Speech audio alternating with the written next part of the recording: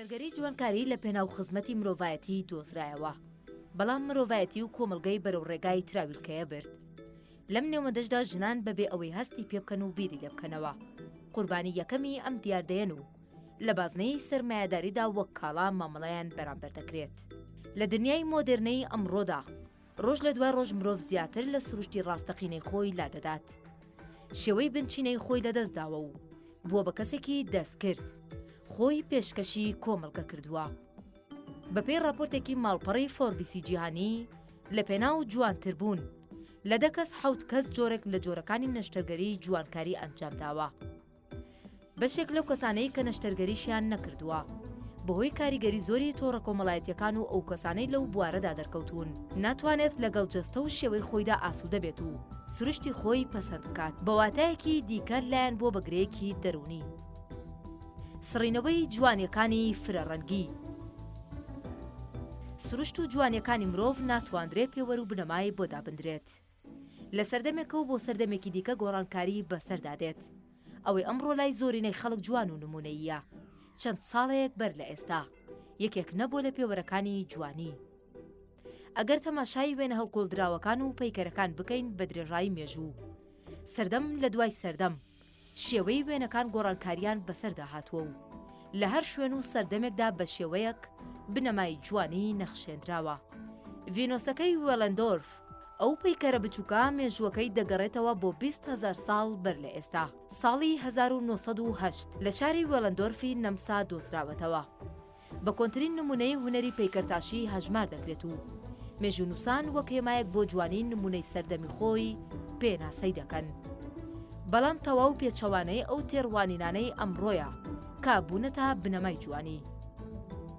ڤینۆس، ئەفرۆدێت و هەموو خواوەندەکانی جوانی هەریەکەیان بە شێوازێکی جیاواز پێناسەی جوانی دەکەن. ئەوەی ئەمڕۆژ لە ئارادایە وەک گۆڕین و دەستکاریکردنی سەرجەم بەشەکانی لەش لە ڕێگەی ئەنجامدانی نەشتەرگەری بە دووری مەزانن بۆ 10 ساڵی داهاتوو یەکێک بێت لەو دیاردانەی کە بەکارەساتی مرۆیی پێناسە بگرێت و لە مێژوودا بە سەردەمی نەمانی جوانی وەسف بگرێت. چونکە ئەوەی ئێستا دەگوزارێت سڕینەوەی سروشتی مرۆڤە، نەهێشتنی فرەڕەنگی و جیاوازی و تایبەتمەندیەکانی تاکە. نەشتەرگەری جوانکاری لە هەرێمی کوردستان. لە دوای ساڵی 2005ەوە هەرێمی کوردستان زیاتر بەڕووی جیهاندا کرایەوە. بەوەش نەشتەرگەری جوانکاری و بابەتەکانی کۆزمەتیک و گرنگیدان بە پێست بە لێشاو هاتنە نێو کۆمەلگا.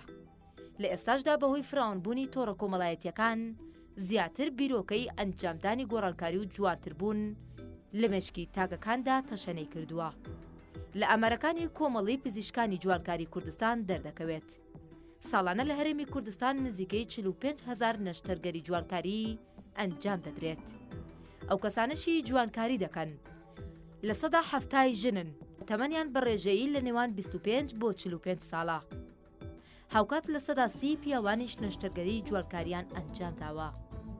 کۆمەڵەی پزیشکانی جوانکاری کوردستان ئەوەشیان ئاشکرا کردووە کە هەر پزیشکێکی جوانکاری لە هەرێم هەفتانە 10 نەشتەرگەری ئەنجام دەدات و زۆرترینی ئەو نەشتەرگەریانەش جوانکاری و ڕێککاری لوتە.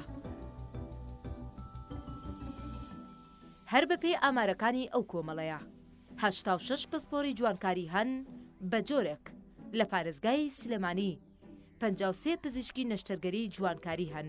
30 لەو پزیشکانە پزیشکی پسپۆڕن، ئەوانی دیکەش خوێندکار و مقیم ئەقدەمن. هەروەها لە پارێزگای هەولێر 64 پزیشکی نەشتەرگەری جوانکاری هەن کە 50 پزیشکیان پزیشکی پسپۆڕن و ئەوانی دیکە خوێندکار و مقیم ئەقدەمن. لە پارێزگای دوهۆکیش 11 پزیشکی جوانکاری هەن کە 6یان پسپۆڕن. جۆر و نرخی ئەو جوانکاریانەی لە هەرێمی کوردستان ئەنجام دەدرێت. ئێستا لە هەرێمی کوردستان چەندین سەنتەری ئەنجامدانی جوانکاری کراونەتەوە. زۆربەی جۆرەکانی نەشتەرگەری تێدا ئەنجام دەدرێت. باوترینیان چاندنەوەی قژ و دەرهێنانی چەوریە.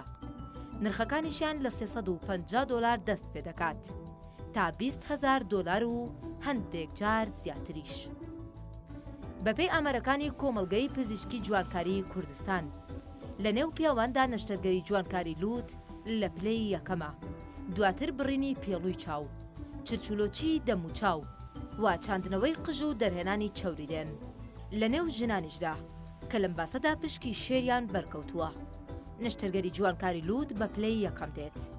دوای ئەوە نەشتەرگەری پێڵوەکانی چاو وا دەرهێنانی چەوری ورگ، جوانکاری ڕاکێشانی دەم و چاو و بەرزکردنەوەی برۆ و جوانکاری سینک دێت.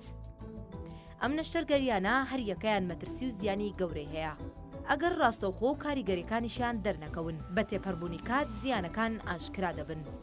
چەندین کەس هەن بەهۆی هەڵەی پزیشکان تووشی گرفتی درێژخایان و شێواوی لە ڕوخسار و جەستەیاندا دەرکەوتووە. لە دوایین ڕووداودا مانگی ئایاری ئەمساڵ 5 ژن بەهۆی نەشتەرگەری دەرهێنانی چەوری لە ورگیاندا تووشی گانگرین بوون و تاکو ئێستا لەژێر چاودێری وردی پزیشکیدان. ئەوەی ماوەتەوە لە کۆتاییدا بوترێت. پێویستە هەر تاکێک هەوڵ بدات جیاوازی و شێوەی سروشتی خۆی خۆش بێت و پەسەندی بکات. بەتایبەت ژنان ڕێگە نەدەن بەهۆی تێڕوانین و بنەمایەکی کاتی ببنە قوربانی زیهنیەتی پیاو سالاری و سیستەمی سەرمایەداری.